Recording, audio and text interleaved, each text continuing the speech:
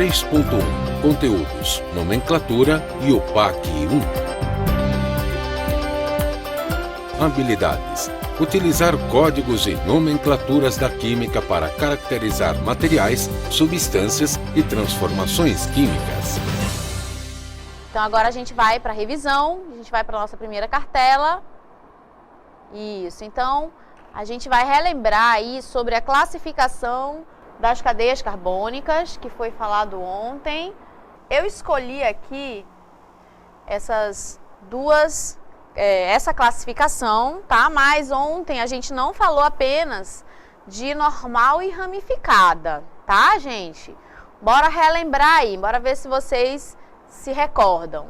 Ontem nós falamos sobre a classificação das cadeias carbônicas, não foi? Onde nós falamos o seguinte, que uma cadeia carbônica pode ser classificada em aberta ou fechada, tá? Então ela pode ser aberta ou fechada. Ela pode ser saturada ou insaturada, tá bom? Então a gente tem também essa classificação. Ela podia também ser homogênea ou heterogênea, tá? E ela também pode ser essa classificação que eu coloquei aqui. Eu escolhi uma delas, tá? Que é normal ou ramificada, tá bom? Bora lá. Então, essa classificação de normal ou ramificada tem a ver com a posição, ou melhor dizendo, disposição dos átomos de carbono, tá? Então, a classificação entre normal e ramificada passa por onde estão, a posição que estão esses átomos de carbono, tá, gente? Como a professora Darlinda comentou, para que a gente classifique uma cadeia como normal, a gente tem que ter uma cadeia onde os carbonos se apresentam de forma linear, vamos falar assim, né? Ou então, eu posso dizer, gente, vou colocar aqui linear, né? Pra gente não esquecer. Ou então eu posso dizer que é uma cadeia que tem apenas carbonos primários e secundários. A professora Darlinda não falou nesse assunto ontem também, né? Classificação dos carbonos, tá? Então, uma cadeia normal, ela tem essas características, tá, gente? Ela é sempre linear, os carbonos estão sempre conectados de forma linear e é uma cadeia que tem apenas carbonos primários e carbonos secundários. Aqui eu coloquei um exemplo para vocês, né, de uma cadeia do tipo normal. Essa substância aqui que vocês estão vendo é o propano, tá bom? Com esses 4 carbonos ligados aí de forma linear. E o propano, gente, é a substância que é utilizada, né? Uma das substâncias, melhor dizendo, que é encontrada no gás de cozinha, tá? É o gás de cozinha que a gente utiliza aí para fazer o cozimento dos alimentos. É o butano, tá bom? Ok, então normal ficou entendido, né? Agora a gente vai para ramificada. O que seria uma cadeia ramificada? É aquela cadeia que tem pelo menos, olha só, um ramo, uma ramificação, tá, gente? Eu vou até anotar aqui essa palavra, né? Ramificação. Olha só. A ramificação, gente, é o que caracteriza uma cadeia ramificada. A gente também falou, né, de uma maneira assim mais simples, né? A gente disse assim, olha, é quando tem pelo menos um carbono pendurado, né, na cadeia, tá? Ele está fora da cadeia que a gente chama de principal, tá, gente? Essa daqui seria a cadeia principal e esse carbono aqui está fora dessa cadeia, tá bom? Eu lembro também, na aula passada, que a professora Darlinda falou até o nome desse carbono, quando ele está assim, separado, né? Ela chamou de radical. E ela disse o seguinte, olha, esse radical, o nome dele é esse aqui, ó, metil. metil, tá bom? Então, quando tem esse CH3, que ele fica fora dessa cadeia carbônica, ele é chamado de metil, tá, gente? Então, espero que vocês tenham relembrado aí um pouquinho mais sobre a aula de ontem. Dá um ok aqui para a professora, para ver se está tudo bem, se a gente pode dar continuidade. Essa é uma das formas de classificar a cadeia carbônica, a gente não pode esquecer das outras maneiras também para fazer essa classificação, tá? Bom, então a gente vai agora para a próxima cartela.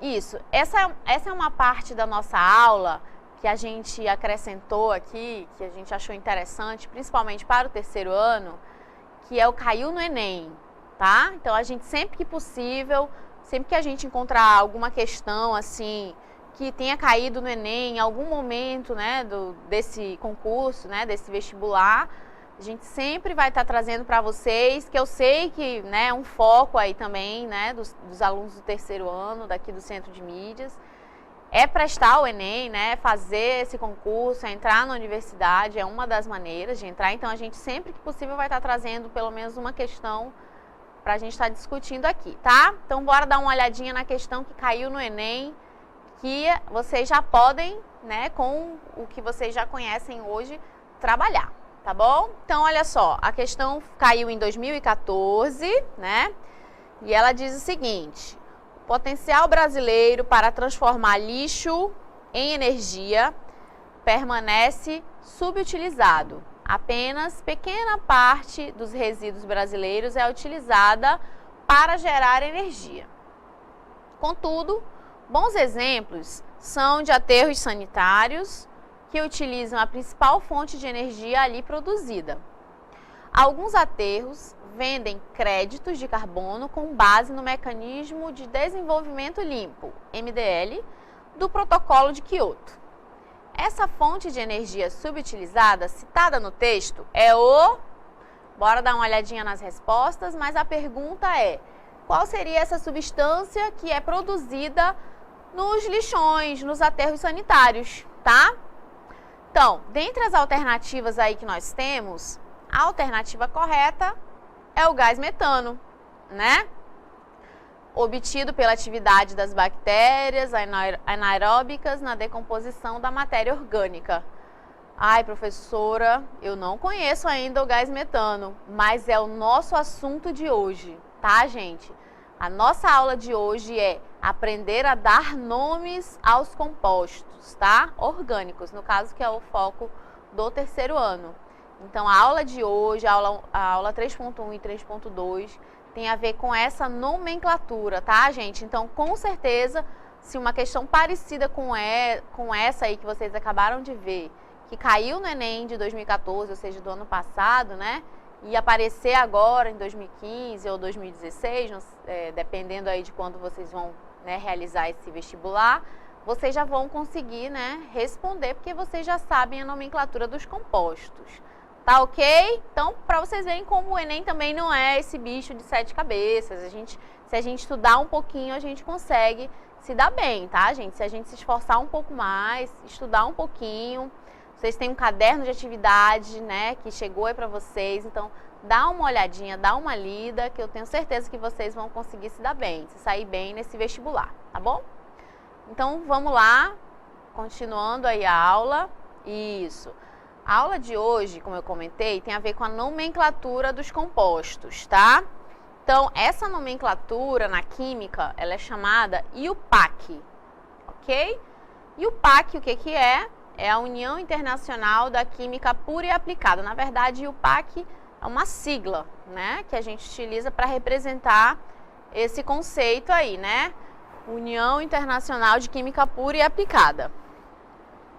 Bom, gente, agora a Quimiquinha, ela vai, né, participar um pouquinho da nossa aula. Ela está sentindo falta aí, né, dessa participação com os terceiros anos. Boa noite, turmas!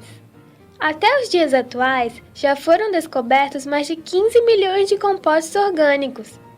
Como dar nomes para todos eles? Bom, Quimiquinha, quem dá esses nomes para esses compostos é a IUPAC, né? Essa organização mundial que né, ela está presente aí em todos os países e é ela que organiza essa questão da nomenclatura dos compostos, tá? Existe toda uma regra que a gente vai já trabalhar de prefixos, infixos, tá? Então, ela dá nome tanto para os compostos orgânicos quanto para os inorgânicos, para medicamentos, para novos elementos que surgem. Então, a IUPAC é uma organização muito importante na química e é ela que dá o nome para esses compostos. Tudo bem? Entendeu? Agora a gente vai voltar para a aula e vai trabalhar agora esses prefixos, infixos e sufixos que eu falei aqui para a quimiquinha, tá bom, gente? Bom, então, gente, segundo a IUPAC, como é que a gente dá nome para esses compostos, tá? Tem uma regrinha. Assim como existe uma regra para dar nome, por exemplo, para as pessoas terem os seus nomes, né? Que regra é essa? Primeiro vem seu nome, depois vem seu sobrenome, não é assim que funciona? Às vezes vem o nome da mãe no meio, né? Por exemplo, eu me chamo Yara, né? Rodrigues Graça. Então, eu tenho meu primeiro nome, o nome da minha mãe, sobrenome da minha mãe e sobrenome do meu pai. Isso é uma regra geral, né? Assim também funciona na IUPAC. E a regra geral para nomenclatura, para dar nome para os compostos, é essa que vocês estão vendo aqui, tá? Na cartela. A gente vai ter um prefixo, sempre vem um prefixo, que é referente à quantidade de carbonos. A gente vai ter, depois do nome, o que a gente chama de infixo, que representa o tipo de ligação. E a gente vai ter no final o sufixo dessa cadeia, que representa para a gente a função orgânica a que ele faz parte. Como nós estamos trabalhando os hidrocarbonetos, né, que é o nosso foco agora, o sufixo é só um, é a vogal O, tá? Mas a gente vai já trabalhar isso aqui, tá? Próxima cartela. A gente vai já começar, isso, a gente tem aqui, gente, os prefixos, tá? Todos os prefixos que nós vamos utilizar aqui no estudo das cadeias carbônicas. Professora, quer dizer que só existem até 10 carbonos? Não, gente, existem cadeias muito maiores, só que aqui o nosso foco, né, do estudo do terceiro ano, é o suficiente a gente conhecer os prefixos para 10 carbonos, tá bom? Então, os prefixos são, quando eu tiver um carbono aqui, ó, o prefixo é met, tá? Então, sempre vai começar met. Lembram do composto que eu falei agora há pouco? Metano.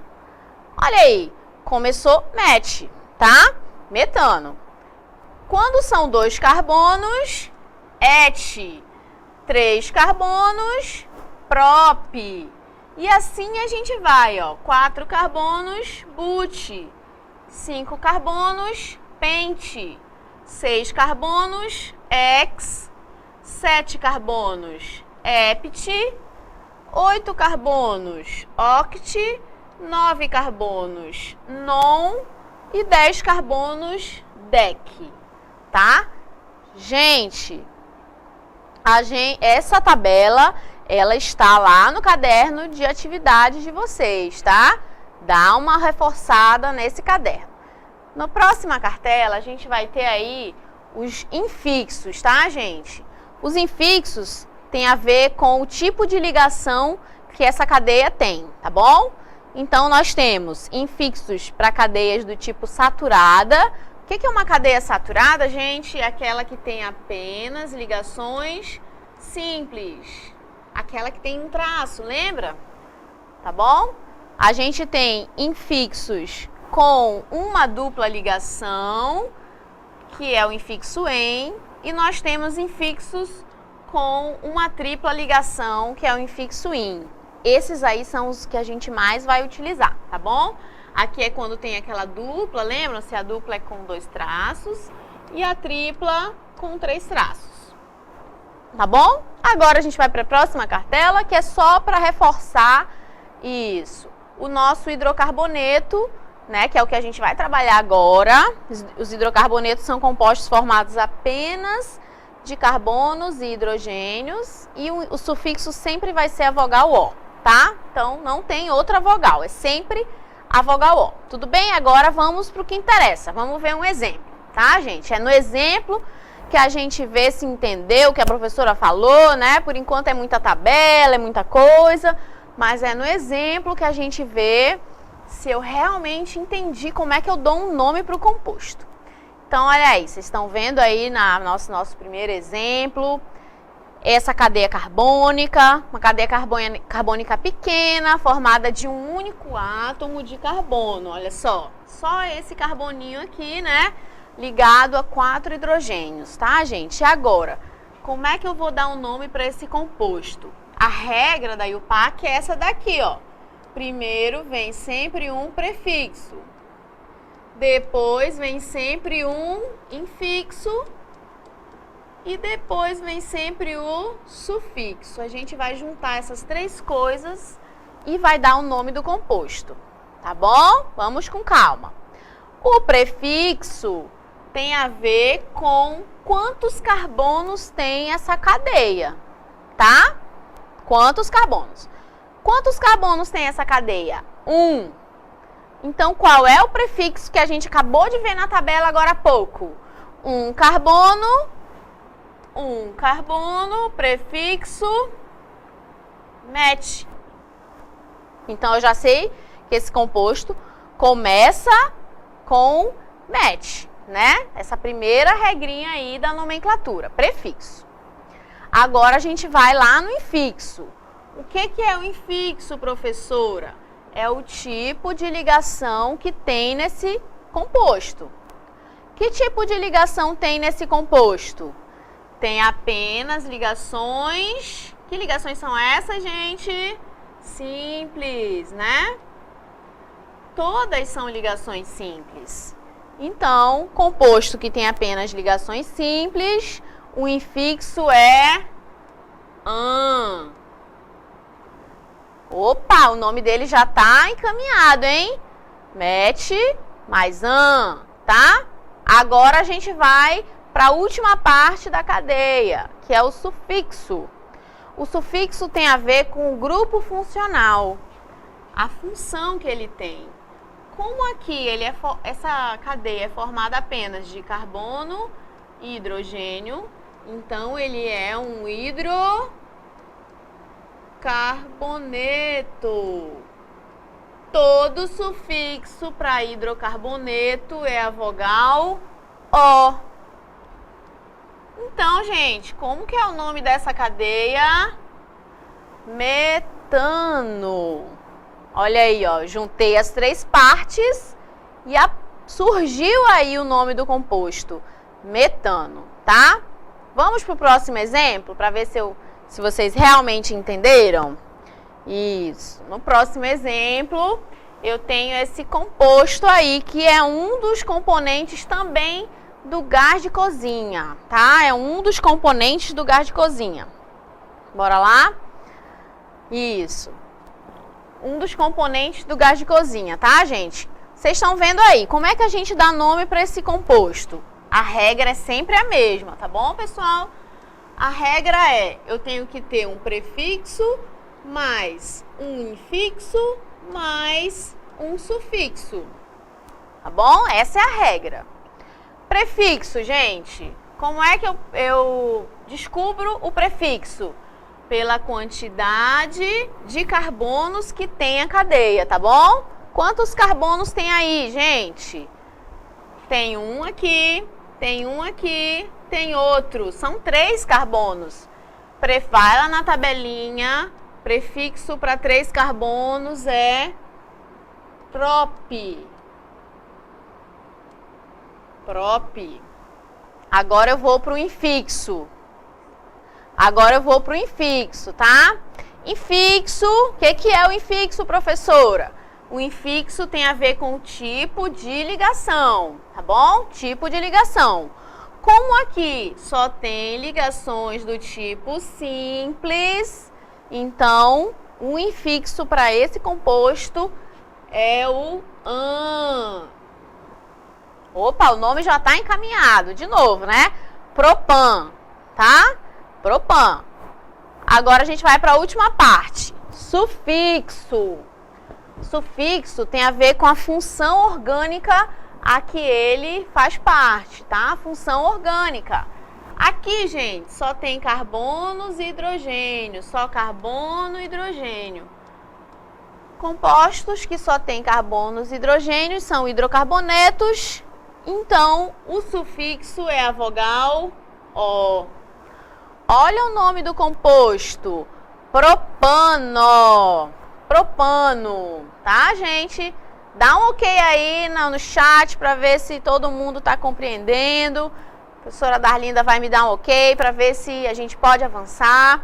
Eu sei que vocês precisam reforçar um pouquinho mais esse conteúdo, principalmente na tabela, tá, gente? Foquem nas tabelas, porque são elas que vão ajudar vocês aí no entendimento, tá? Conseguir fazer, a montar as cadeias carbônicas, tá? São essas tabelas de prefixo, de sufixo e infixo que vão fazer com que vocês consigam, né, resolver aí as nomenclaturas, tá bom?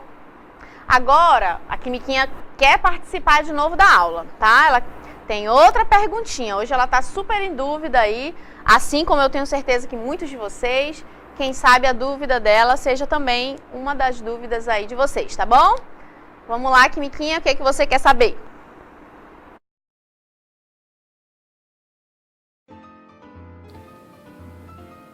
Professora, estou com uma dúvida. O que quer dizer GLP? Então, o GLP, que eu comentei agora há pouco, né? É o gás liquefeito de petróleo, tá? Essa substância é uma substância encontrada aqui, ó, nas botijas de gás que vocês estão vendo aqui atrás. É um dos componentes do gás de cozinha. Assim como eu falei do butano no início da aula e falei do propano agora há pouco, dando os exemplos, tá? O GLP é um dos componentes, é o nome dado para essa substância, esse gás que está presente lá. Então, o nome, essa sigla GLP, na verdade, quer dizer gás liquefeito de petróleo. É uma substância derivada do petróleo, também é um hidrocarboneto, tá? Espero que vocês tenham entendido. Então o nome do nosso gás de cozinha é butano.